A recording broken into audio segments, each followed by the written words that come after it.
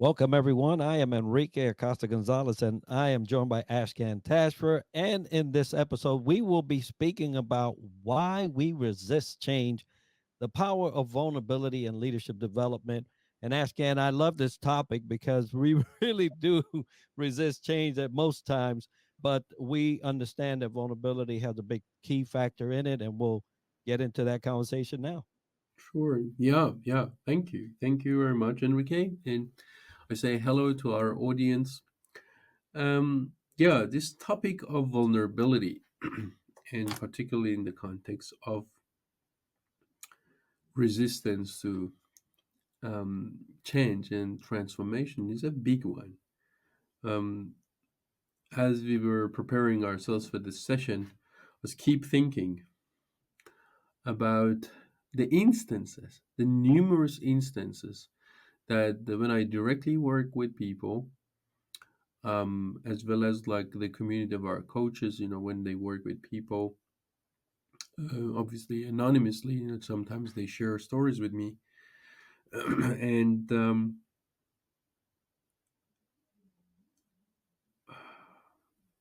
it's painful.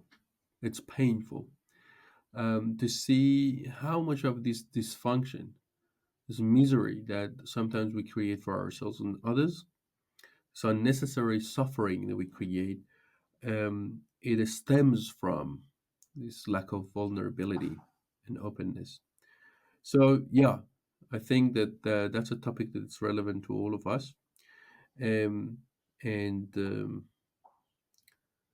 I hope that we can make this conversation something worthwhile for our audience. Yeah. Okay, so let's create the context. Yeah, um, we're born into an unknown, at least from the person's perspective. Um, as Martin Heidegger, the German philosopher, says, he uses the word thrownness as if like you're being thrown into this word. And when we're thrown into this word. Um, there is already a context, and that's why he uses the word in der Welt sein in German, or being there out in the world. The word there is extremely important. I don't want to make this conversation too philosophical, but that actually helps. This is not philosophy. This is a meaningful conversation to create this context, I believe. So um, it's not like you're being in isolation. You're being in a context. So that context is always there. And also, we are being there out in the world, in connection, in relationship with other things, beings. And there he also talks about Mitsein in German, or being with. So in other words, my interpretation of what he was saying is it is inauthentic to think that you are there in isolation and you ignore that you are a social being and your being is connected to others' being. Now, there is literature way before Martin Heidegger by in multiple different traditions. For example, let's say in Islamic philosophy and Sufism, people like Ibn Arabi or Averroes, Ibn Rushd, people like um, Shahabuddin Sohrawardi. There are philosophers in that realm that basically they kept talking about this unity of existence. So we are connected. We are being thrown into this world, so therefore we are being this drop in this ocean of existence. The moment that you are here, you exist. You have relationships with all these other entities in the world. Now, do you know yourself? Do you even have a sense of self? Do you understand these different content, different beings, different entities in the world good enough? Well, no, we don't. Yeah.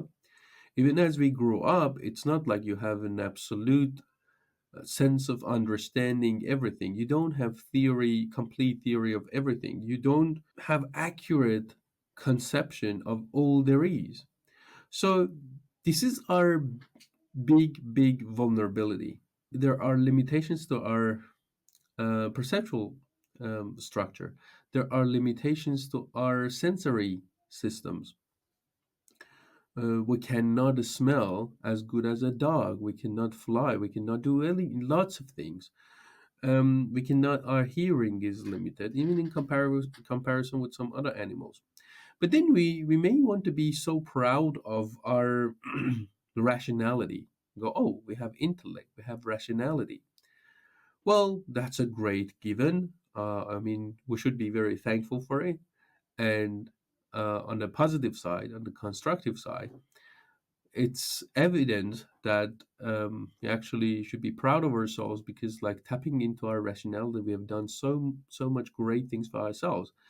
In part, our rationality um, led us to increase our lifespan, create all these like technologies like the advancement of science and technology, in building bridges, airplanes, escalators, all the way to e-commerce and all of these things that we have created, all of these constructs, all of these institutions that we've created, and in part that are serving us.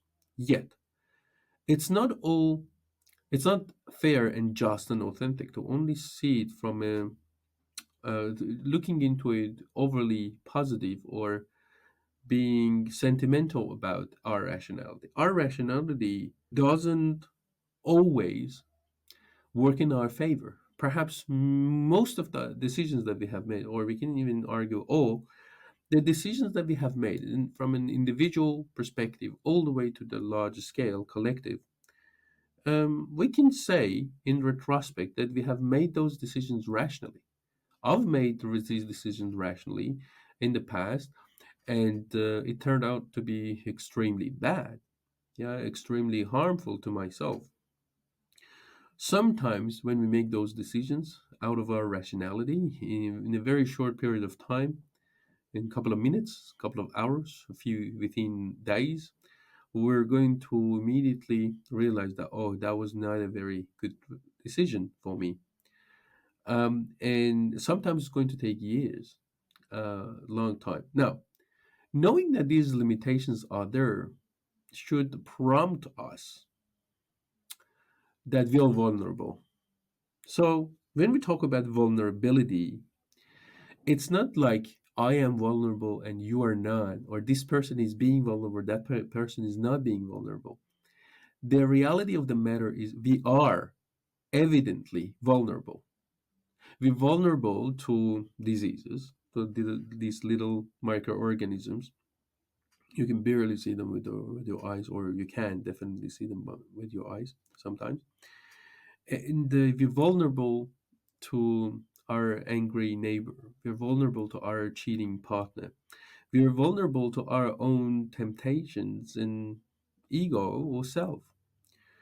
So if we acknowledge that we are vulnerable, we're going to set the trajectory of our lives quite differently. Yeah.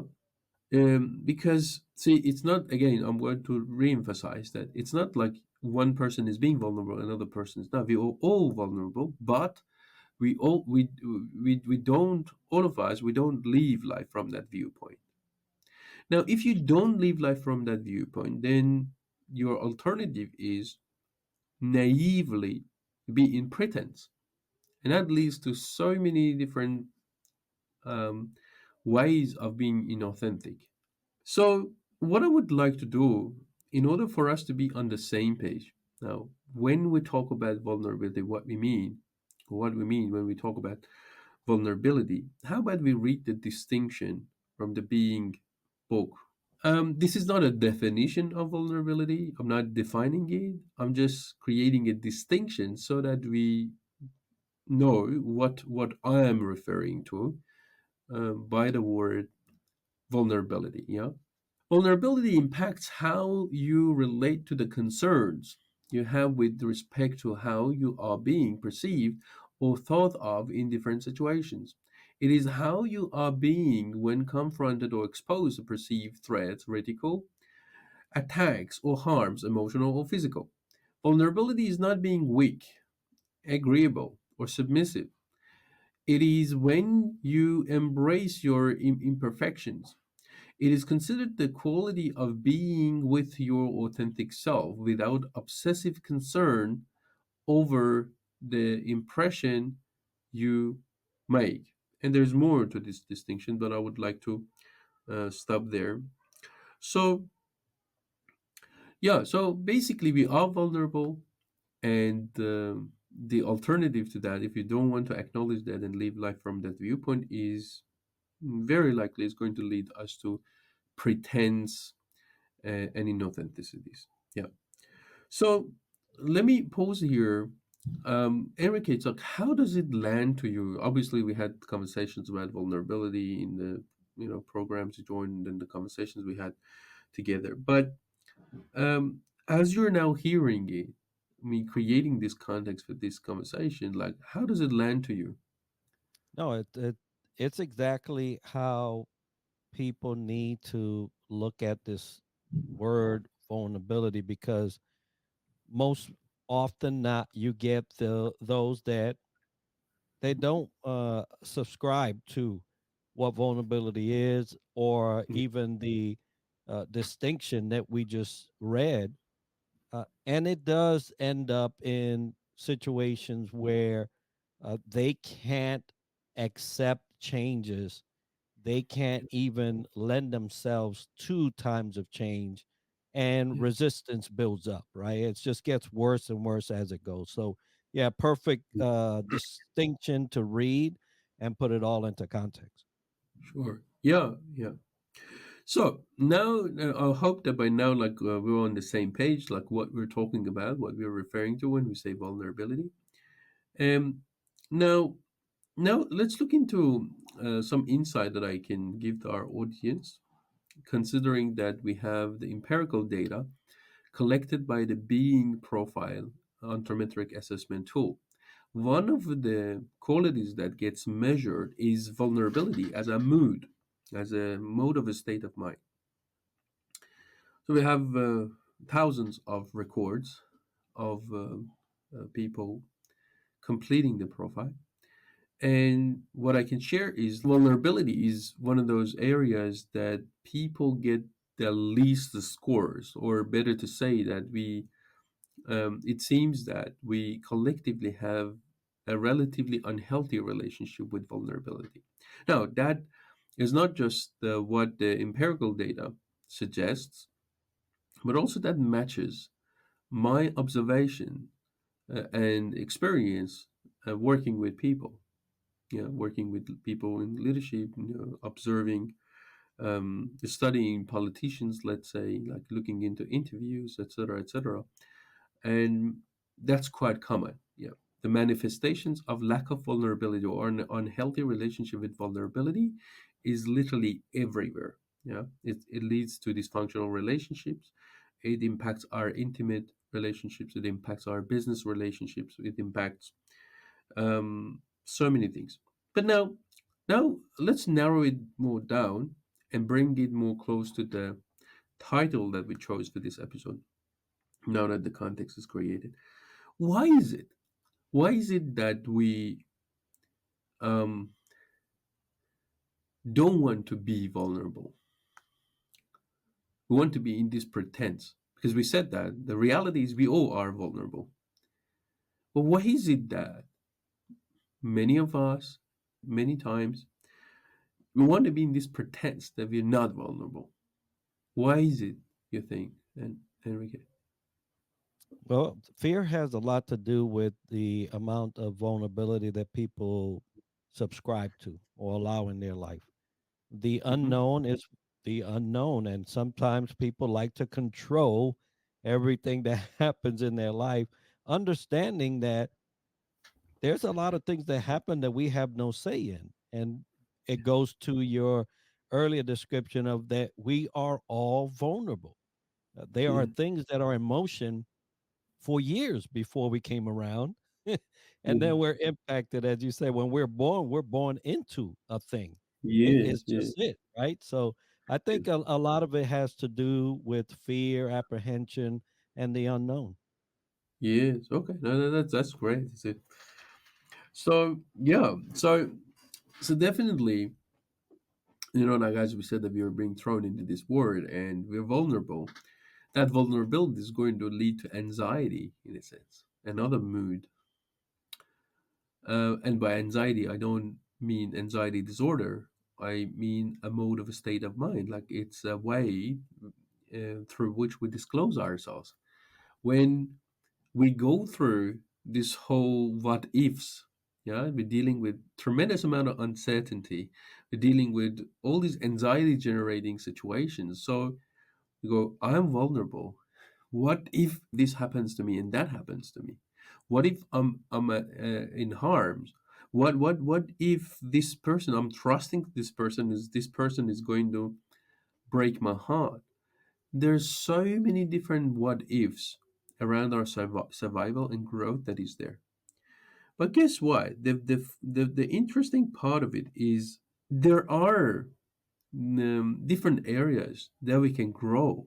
See, let's stay here, and then I connect the vulnerability conversation with this transformation and change. See, we know that we have these vulnerabilities, but a big portion of these vulnerabilities, yeah, they're not fixated. See, for example, I may be vulnerable in a sense that um, I may catch diseases and everything, but certain diseases, you can build your immunity system. You can actually take certain steps in like precautions, and um, you can do certain things not to get certain diseases, for example. Yeah. So we have authentic knowledge. We, like the science is telling us a lot about certain things that we eat in our control. Now, while we're vulnerable, at the same time, there are areas that we can actually influence. Now, we may not be able to fully influence things because, like, we're not God and omniscient in a sense that, like, it's not like I want, therefore it becomes. I wish, and therefore it becomes.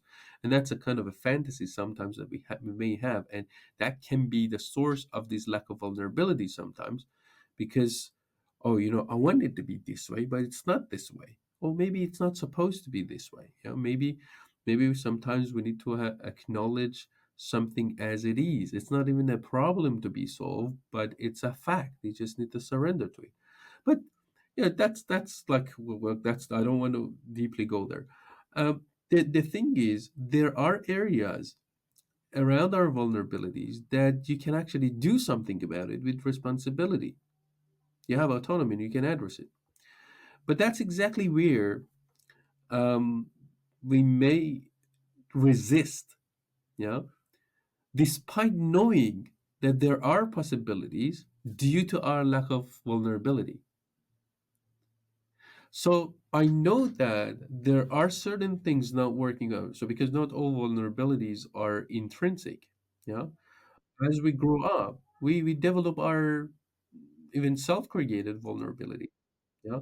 Or for example, like I may not know something, may not know how to make money effectively. Therefore, it's reflecting in my financial well-being. Now, you don't have to classify yourself in so-called economical classes anymore.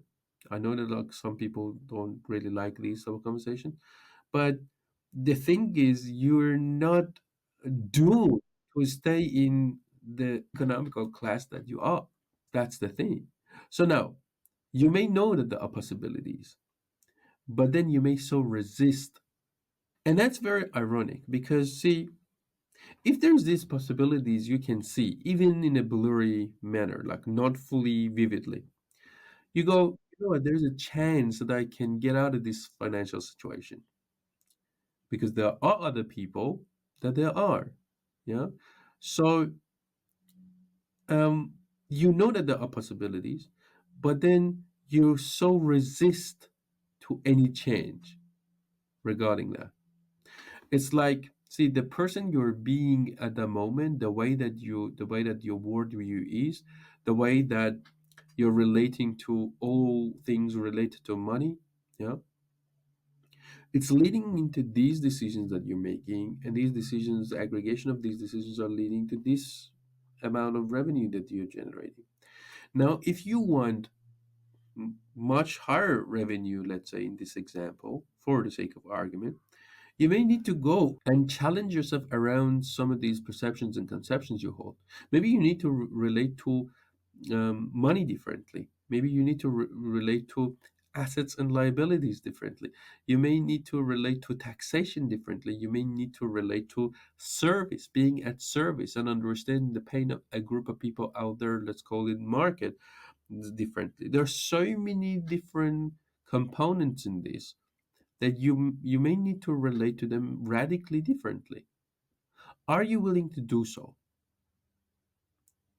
Are you willing to go through this? Are you willing to be vulnerable enough so that then you can go towards those the fulfillment of those possibilities that you may see? The thing is, even when we are fully sure that we have gathered all these evidences and everything, that that's a better decision for me, I need to be that, when we resist severely. Why do you think that is, Enrique? We talked about anxiety. We talking about what else? It also can be cultural, it can be emotional.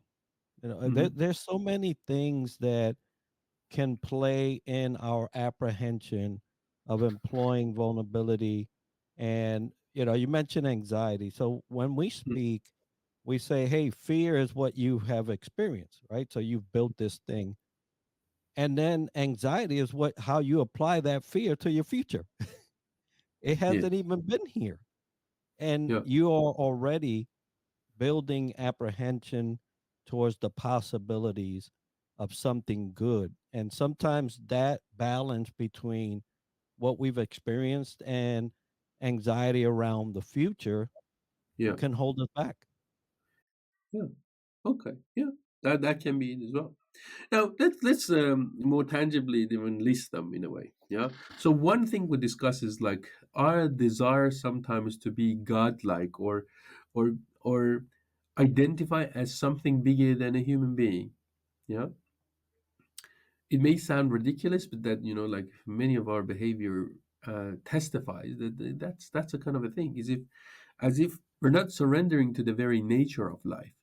That like what is given to you is a gift. You don't need to necessarily go to any particular description of that. I'm not even tapping into this description from this religion, that religion, nothing, not even evolutionary biology. We don't even want to go there. We're just saying that like you didn't create yourself, isn't it? You're there, and it's gifted to you. Yeah, it's a given. This thing called life is a given. You don't even own it fully, in a sense. Yeah, so it's a gift. Now, let's work out like what you're going to do with this gift. Now, whatever basically you want to achieve, at the end of the day, all of these things in the self-help books and self-book industry is going to tell you one big message. You can learn whatever things you need to learn to become the person who can achieve the goals that you have. That's basically what the whole message is. So, if you're not being vulnerable, to actually go through these changes and challenge your existing beliefs, opinions we use, you're going to get stuck. And that's what most people don't really like. Yeah, so one is to acknowledge that we are human beings, and as um, a member of this species, we come with certain qualities, aspects of being, and being vulnerable is part of it. Being limited in our perceptual structure, rationality, and sensory system is part of it. Now, if that acknowledgement is there, then we're not going to carry this resentment and why things not going my way, because you're not the only person living on the earth. You're not the only person who exists. There are other wills and there are other volition, and you need to actually be with them, share this thing called life with them, negotiate, interact, etc., etc. So another one is that anxiety that we discussed. That yeah, so sometimes because of anxiety, or what if this and what if that, We may not be vulnerable or be in acknowledgement that we are vulnerable or living life from this viewpoint that we are vulnerable. Now, sometimes it's like we are afraid of um, being seen as foolish, being seen as foolish. And the thing is, you're going to be seen as foolish by some, anyways. You're going to be seen by some as a monster. How about that? Because we're all monsters in some people's stories. I mean, you can't avoid that at the end of the day. Like, you have certain influence over how a person is going to see you, but you cannot fully influence people's perceptions through um, performance art or whatever basically you want to do, or not being vulnerable. Yeah. But then the big one that I see a lot is, and this can be a kind of a source of lack of vulnerability, Enrique, is this thing that we often forge this inauthentic, fabricated, fake persona, let's say. And that's going to determine the conversations that we're having about ourselves with the world, with the others. We want to be seen as this, whatever that is. And often that has a considerable gap um, with what we actually are, or even more gap with what we perceive ourselves to be. Yeah. So I discuss it in the Being book in Authenticity Quadrant. Now, we don't like the idea not to be seen as what we wish to be seen. Does that make sense? So, so therefore, we create this forged, fabricated, manufactured persona, and we sell that to others. We do that. Any situation, and then we were going to protect it. Yeah, we want to maintain that persona, and we are living this double life, parallel life, because down deep there, we know ourselves to be this. That's our self-image, but then out there, we're introducing ourselves differently, or we're revealing things differently, we're communicating things differently. So we need to maintain these two personas in a way, in parallel way, and that's a very taxing um, job. Yeah. Now, we're so invested to be seen as that, our professional mask that we put on our face or whatever. And anything that is going to reveal any bits and pieces of this self that we deliberately cut them out from that persona because we want the persona to shine. We know that all these shadows and all these trouble parts are also here, but we don't want to show them. Yeah, we don't want to show them. We want to hide them. So therefore, if we are in a situation or in the presence of someone that are not buying our fabricated persona and they're endangering the survival of that as it is, then we're not going to be happy. And sometimes we project our bad feeling, or we associate our bad feeling to that person or that situation because we don't want to be authentic. Yeah, we don't have the vulnerability to be authentic, be embracing who we are. Therefore, if someone out there doesn't buy our inauthenticities, then we're going to have problem with that person. Then we're going to avoid that person. We don't want to be in the presence of that person. We don't want to be in that kind of an environment or atmosphere because it feels like we're being naked. Yeah, and we don't want to be seen like that. So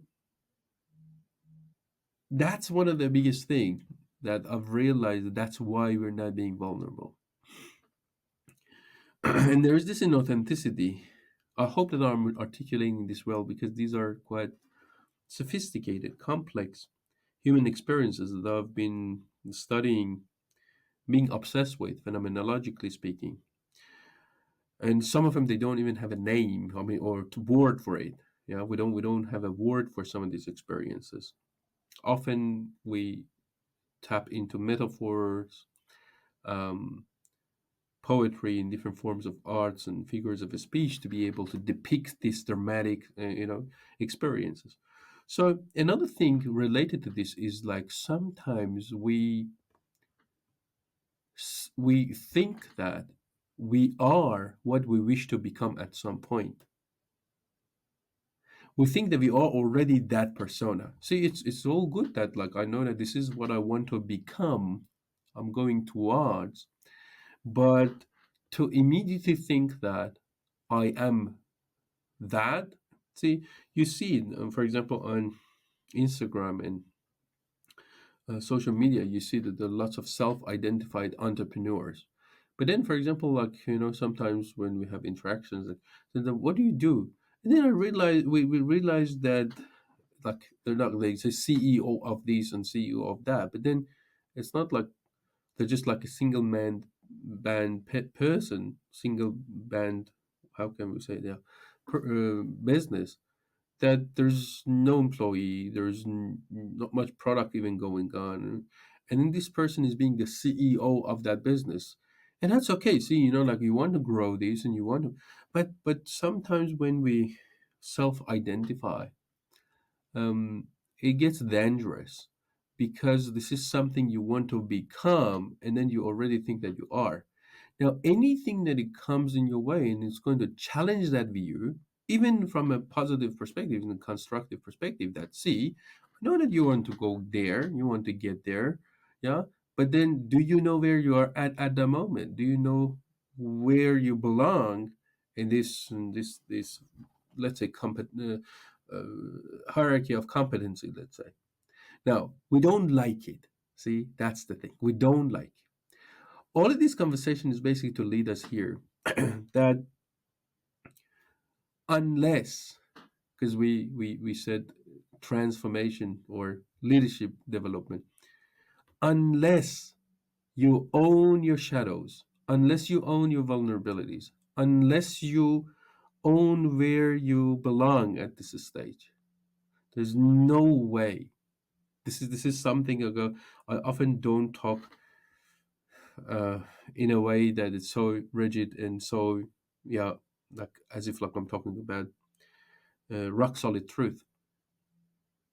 If there's one thing I want to communicate so effectively would be this: unless you own that, unless you led yourself to be extremely challenged by yourself and by other forces around those inauthenticity, around, unless you are willing to be seen as what you are, no matter how pleasant or unpleasant it's going to be, there's no way you can get out of the rat race that you are in.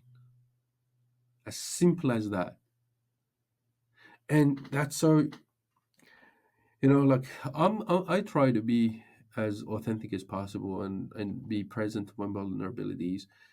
I don't know to what extent I am able to. I don't know how well I'm executing. It's really hard to gauge that. But I think that I have put certain things in place, including the people around me that I trust, and you know, so that you're not getting stuck to yourself. But at least I know that I'm so committed personally to be vulnerable, and that's a hard thing because see, at the end of the day, especially when you are in a leadership position, you're going to receive lots of feedback, harsh criticism. Different people want to influence you. Yeah, different people, they want different things, and you cannot be this naive, gullible, overly agreeable yes person. You can be a people pleaser. You cannot please everyone all the time. Yeah, and you cannot take everyone's feedback because one is, most often they are not seeing the totality of the things that you see when you're sitting in a position of a leader. You are exposed to so many different things. At the same time, that makes you blind to certain other things. So that's the challenge, that's the dilemma, because when people come to you and then give you feedback, then you need to In one hand, you really want to take them all. In the other hand, then you don't know if this person is seeing what needs to be seen to make that comment. Plus, more importantly, you may be able to read people's authenticity. You may be able to gauge people's commitment or courage and all of these aspects of being. What is going to be extremely hard to decode is people's intention. It's extremely hard. What's the intention of this person who's like giving you this feedback? Is that like their jealousy? Is that like their, or it's actually their constructive um, intention around like really supporting you and the organization or whatever basically you're doing grow? What is it that they're prioritizing? They're prioritizing them feeling good about themselves, providing feedback, or they actually are putting themselves aside and actually want to contribute this bigger than you and them grow. So it's really delicate, yeah, to be actually vulnerable to the point that then what to take in and what to ignore, yeah. It's an art, but at the end of the day, unless you develop a level of vulnerability to own the areas that are missing, um, or it can be in your blind spot, or you need to change, and you bring that willingness to change, there is not going to be any room for growth in a sense. So one last thing I would like to also say here, and that is, see, there are times that we know something, or better to say, we know that we know something. I know how to speak English, for example. There are things that we don't know, or better to say, we don't know. We know that we don't know. Yeah. So, for example, I know that I don't know how to speak French, and that's fine. Like you can go get, you know, tutors and study, or there are things that we don't even know that we don't know, the double ignorance. Again, like if you bring enough vulnerability and surround yourself with the right people, then they can bring your attention to those blind spots. There are times also that we know something, but they are misconstructed. You have misconceptions of things. Again, like if you bring that openness and vulnerability, then, and you have the right people around you, they can support you actually. But here's the thing, there are things that you know, and you know them so well. You know them, and know them so well. You know them accurately. You know them with full, authenticity. You have congruent conceptions of them, but you rebel against them. You ignore them. You go opposite way because you have immediate interest in that, because you just like it. This is the ultimate point of lack of vulnerability, unhealthy relationship with vulnerability. Is like, I so know what would be the consequences of this, and I agree. I know that this is the consequences of abusing alcohol, but I want to do it. Yeah. So it happens a lot. We're working with entrepreneurs, for example, that all the metrics are showing that this is not the way they should go about it. No, I want to go this. And they've heard stories that like the future is being created by crazy ones, and then they misinterpret that. Yes, you do that, but then like the certain basics that you're getting wrong, and this is not persistent. This is actually insisting in something that definitely is proven that it's not working in some cases. So therefore, yeah. So I want to go my way. There was a time that I started working with this couple. They wanted to build a business and they wanted to raise fund, and I jumped in as an angel investor. I was through those communications with them. In the beginning, they were so interested to work with me because they knew me to be experienced in the field that I'm. At some point, whenever I was bringing their attention to some of the things that I thought that they're not really getting right, there was massive resistance, massive level of resistance. Now, legally, I owned almost one third of the business. Um, But and apart from that, like we had communications of what my role should be. And then there was this point that when I told one of them, I said that, see, like this is clearly not going to work. See, there are case studies, da da da da. And then he told me, you know what, Ashkan, you have done your things and you have made your mistakes. Yeah, I know that you're right, but I want to make my mistakes. I go, well, good, good. No, I fully appreciated that. I said that, look, you're more than happy. I mean, I'm more than happy for you to go and then make your mistakes. That's one way to learn. I just don't want to be involved in making repeated mistakes here. I thought that you want me there so that we can avoid some level of these deliberate mistakes. You know what I mean? That was my value in this whole thing. And then you're more than happy. You go and then you make your mistakes if that's what you want. So yeah. So the thing is sometimes is these things that we know them and we know them so well, yet we resist and we rebel, and this is the ultimate um, unhealthy relationship with vulnerability that I've observed and I've seen, and it's painful, painful. So, anything, Enrique, in that you would like to say? I agree that we both have seen this play Yeah, out in individuals that are, committed to one way of being and thinking. Uh, yeah, Inauthenticity is more prevalent than vulnerability mm, in terms of how we embrace the fact that we are vulnerable. Because, as you stated earlier, vulnerability is there. You don't have to do anything for vulnerability to be there. You just have to be able to understand that it is and how you will relate to it. And yeah, I've seen that story play out many times myself. It is a sad state of affair, but we all get to live this life, this gift that we were given. And the best thing we could do is just to help each other out, get to a point where authenticity is the way we live. yeah, yeah, yeah. Definitely, definitely. Yeah, the pattern that I've seen is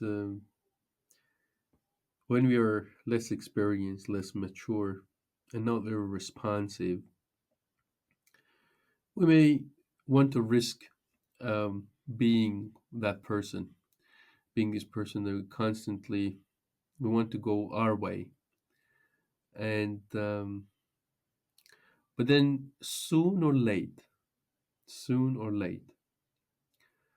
this volition will way beyond you.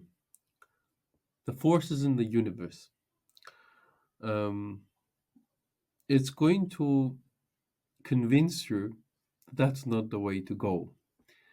You're going to end up having all of these scars of hitting the wall, um, and and then finally you start surrendering a little bit and collaborate and work with these forces and others rather than wanting to rebel against all there is. And the sooner we embrace our vulnerability and be willing to change and transform our thoughts and the way that we relate to things and the way that we make decisions, the better, the the better is going to be for us to go towards what actually the intentions we actually care so much that we want them to fulfill. And this is one of the greatest characteristics of the highest achievers in the world. They know that we are vulnerable, they know that they are vulnerable, and they surround themselves with the right people, with the right advisors, with the right books, so that they can be influenced. Yeah, and that's vulnerability. The thing is, uh, sometimes I said that like a healthy relationship with vulnerability is like when you get thrilled, when your attention is being brought to some of the flaws in your systems that you're building, or some of your trouble side and some of those shadows. And that's a heavy concept for most of us to deeply get. What do you mean? Like thrilled? Like, I can get it. Like if you say that you're okay, but thrilled. It's like if you are the software developer who's building this software and there's some bugs in the software. And then if your attention is being brought to those software, whether you catch them or other people around you in your team and everything, the testers, the quality assurance, you're going to be thrilled of there is a moment of reaction, but then go, oh, fine, oops, like if we didn't catch this, if we didn't identify this, then it would be the end user, yeah, who would have brought this to my attention, which happens, you know. But that's the last thing that you want. You don't want your end users, who is a paying customer, to bring your attention to some of these problems that you have. Similarly, like when I'm not doing a one-on-one comparison of human beings and computers, the thing is, if there are certain things in us that it's not serving, it's better to be brought to our attention. Now, again, it doesn't mean that you need to accept or say yes to everything that comes. Like, as a leader or as a person, you're going to be receiving lots of feedback. The thing is, see, as this effective leader, you want to be this person who has all these reviewers and people that they can give you feedback, advisors and mentors and coaches and all of these people, trusting people that they can bring you attention. And then you want to create this kind of an environment that no one is afraid of bringing your attention to certain things they may feel that you don't like to hear. And that's a hell of a thing. That's really hard. No matter how you do it, often there are certain people in your team, around your team, that they think that they project perhaps their own lack of vulnerability onto you as a leader. Does it make sense? No matter how much you make the environment safe so that they come and then they tell you stuff that's not working, they still may not come and like due to power distance or as I said, like they project their own lack of vulnerability onto you. They think that, okay, so I'm going to be upset if someone is bringing my attention to my shadows. Perhaps he also should be um, concerned or something like that. So I don't talk. Anyways, so you want to create that environment so that you receive as much feedback as possible. But then that's we don't get to talk about this part of it in this episode. But then you need to discern and you need to be able to separate the wheat from the chaff. You need to know which of these feedbacks are to be taken and which of them perhaps you ignore. And there's no perfect answer to that, but yeah, that's the art that you need to develop and then gain mastery in. That's the second part of it. Okay, so I hope that our audience found this useful. And any final thing? No, I think you covered it all well. Appreciate it. Yeah, thank you very much, Enrique, and thank you very much, everyone. Bye.